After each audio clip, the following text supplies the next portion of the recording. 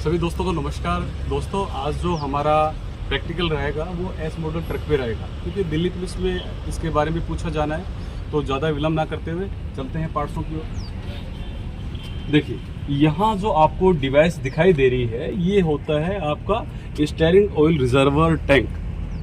ठीक है, यहाँ स्टीयरिंग ऑयल है वो फिल किया जाता है और नीचे की ओर आपको जो दिखाई दे रहा है, यहाँ से देखिए आपकी स्टीयरिंग रोड आ रही है और यहाँ पे आपको यूनिवर्सल जॉइंट है वो दिखाई दे रहा है। उसके बाद में ये जो आपको दिखाई दे रहा है ये स्टीयरिंग गियर बॉक्स होता है, क्योंकि स्टीयरिंग का काम क्या होता है, गोलीय दिशा को कोणीय दिशा में परिवर्तित करना या बदलना। क्योंकि आप स्टीयरिंग के माध्यम से ही लेफ्ट टर्न करना है या राइट टर्न करना है, तो वो स्टीयरिंग के माध्यम से, क्योंकि आप स्टीयरिंग को गोल घुमाते हो और यहाँ जो ये गियर बॉक्स दिखाई दे रहा है वो डायरेक्शन देता है लेफ्ट या राइट जहां आप मोड़ेंगे।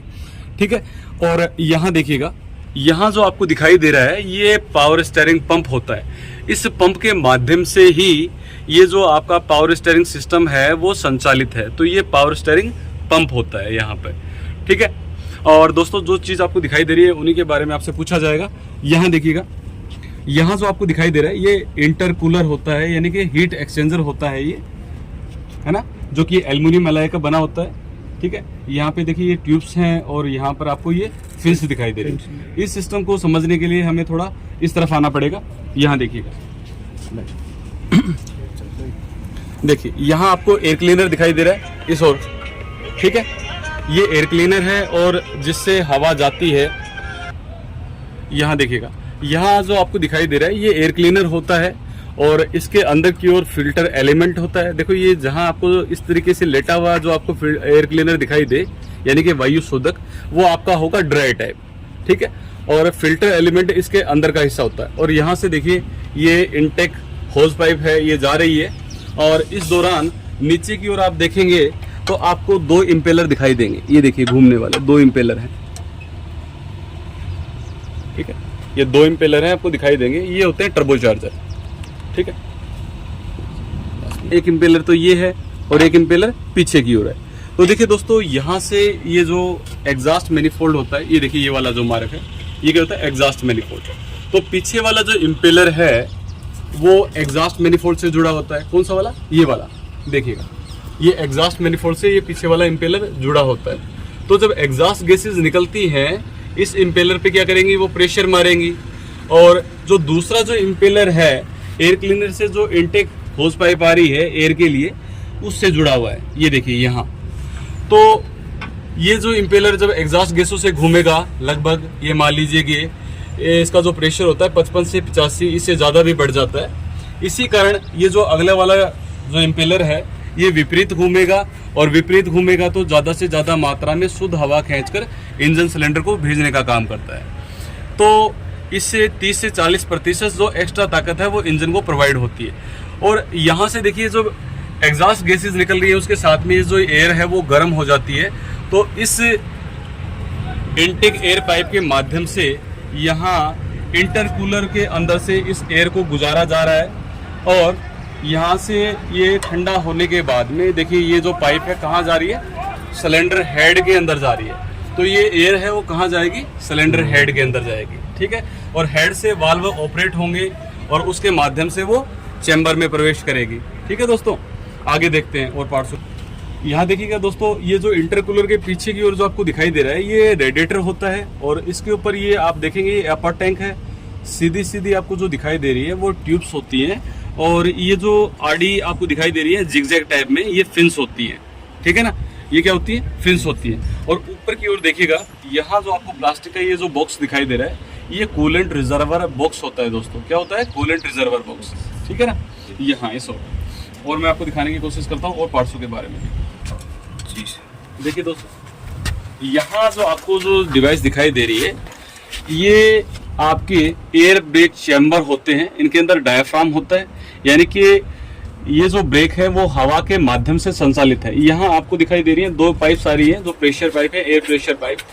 एक जो पाइप होती है आपकी सर्विस ब्रेक के लिए होती है और दूसरी जो पाइप होती है आपकी जो आपकी हैंड ब्रेक है उसको ऑपरेट करने में काम होती है। ठीक है, दोनों तरफ लगे हुए हैं, उस तरफ भी आप देखें, क्योंकि जो रियर एक्सल होता है आपका ट्रक के अंदर वो दो टुकड़ों में बना होता है। ठीक है। और बीच में लगा हुआ है ये डिफरेंशियल, देखिएगा ये गोल सी हंडी आपको जो दिखाई दे रही है डिफरेंशियल होती है। डिफरेंशियल का काम क्या है कि टायरों के अंदर जो असमान चाल है 90 डिग्री पर, वो डिफरेंशियल के माध्यम से ही होती है। यहाँ से आप देखेंगे इस चीज को समझने के लिए, देखिए दोस्तों यहाँ जो आपको दिखाई दे रहा है ये होता है आपका एयर कंप्रेशर, क्योंकि आपके जो ट्रक है, बस है, उसमें जो ब्रेक होते हैं वो एयर ब्रेक होते हैं। तो सबसे पहले जो एयर कंप्रेशर है, जो एक पाइप इससे किससे जुड़ी होती है, एयर क्लीनर से। तो जब एयर कंप्रेशर के अंदर जो पिस्टन होती है, जो कि इंजन की क्रैंकशाफ्ट से ऑपरेट होती है, जब ये एयर कंप्रेशर के अंदर ये पिस्टन चलेगी तो वो क्या करेगी, वैक्यूम क्रिएट करेगी, यानी कि हवा को खींचेगी, वायुमंडलीय हवा। तो इसके माध्यम से वायुमंडलीय हवा खींची जाती है। दोस्तों एयर कंप्रेशर के बाद में हवा खींचने के बाद में जो हवा है वो कहाँ आती है, एयर ड्रायर को आती है। ये जो एयर ड्रायर होता है, इसके अंदर जो हवा के अंदर जो जल वाष्प है, नमी है, तो उसको सोखने का जो काम करता है वो यही करता है, इसे बोला जाता है एयर ड्रायर। देखिए दोस्तों जो आपकी एयर ड्रायर के बाद में जो हवा है वो अनलोडर वाल्व के माध्यम से ये जो एयर रिजर्वर टैंक है उनके अंदर ये हवा है भरी जाती है। इसका काम ये होता है कि जितनी क्वांटिटी इनको चाहिए उतना ही हवा का जो प्रेशर है इनके अंदर भरा जाता है, बाकी उस रास्ते को ये क्या कर देता है, कट कर देता है। ये दोस्तों यहाँ जो आपको दिखाई दे रही है ये लीफ स्प्रिंग होती है।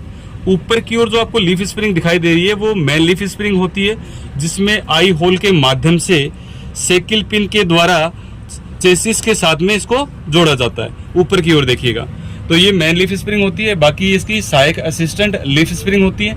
यहाँ की ओर जो आपको दिखाई दे रहा है ये जो होता है सेंटर बोल्ट होता है, और इसके समीप जो 2 बोल्ट आपको दिखाई दे रहे हैं ये यू बोल्ट होते हैं, और इसके पास में ये जो आपको दिखाई दे रही है ये यू क्लैंप्स होती हैं। यानी कि जो लीफ स्प्रिंग होती है इसके अंदर जो सस्पेंशन प्रणाली है उसके लिए ये जरूरी होता है, क्योंकि इसमें जो रखा सामान है और इसमें बैठे यात्रियों को सड़क के कारण कोई झटके वगैरह प्रतीत ना हो, तो ये सस्पेंशन प्रणाली है वो उसका भार वहन करती है।